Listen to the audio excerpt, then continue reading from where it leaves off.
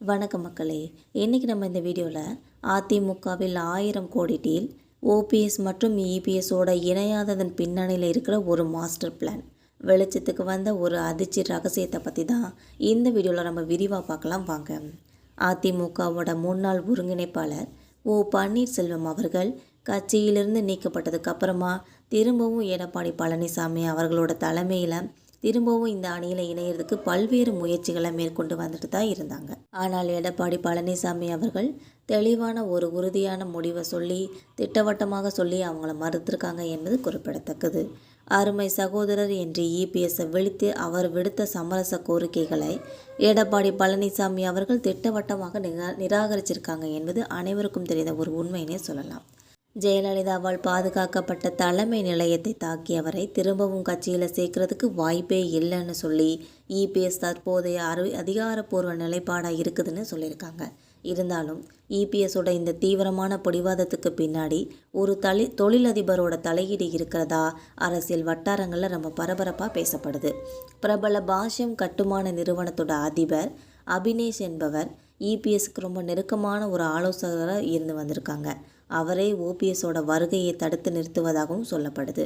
தென் மாவட்டங்களில் கட்சியை பலப்படுத்துறதுக்காக ஓபிஎஸோட வருகை அவசியம்னு சொல்லி பல நிர்வாகிகள் சொன்னாலும் அபினேஷின் பேச்சை கேட்டுக்கிட்டு இபிஎஸ் அவர்கள் முட்டுக்கட்டை போட்டு வருவதாக தெரிகிறதுனே சொல்லலாம்.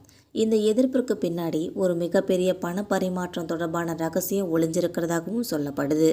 ஓபிஎஸோட துணை முதலமைச்சராக இருந்த காலத்தில் அவரிடம் நெருக்கமாக இருந்த அபினேஷ் அவர்கள் சுமார் 1000 கோடி ரூபாய் வரைக்கும் ஓபிஎஸோட தரப்பிலிருந்து வாங்கியதாகவும் ஆனால் அதை திருப்பி தராமல் ஏமாற்றி வருவதாகவும் தகவல்கள் கிடைச்சிருக்கு.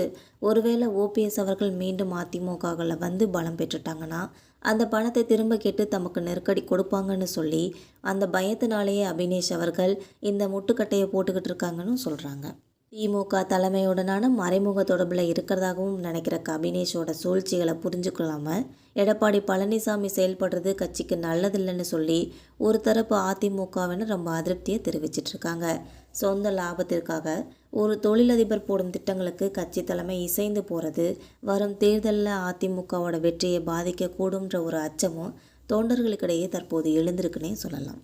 இவ்வாறு அதிமுகவோட எதிர்காலம் மற்றும் உட்கட்சி ஒற்றுமைங்கிறது ஒரு பெரும் பண விவகாரத்தை சுற்றி தேங்கி நிற்கிறதுனே சொல்லலாம். எடப்பாடியோட இந்த முடிவுனால ஓபிஎஸ் அவர்களும் என்ன முடிவெடுக்கணும்னு தெரியாமல் குழம்பி போய் நிற்கிறாருன்னே சொல்லலாம்.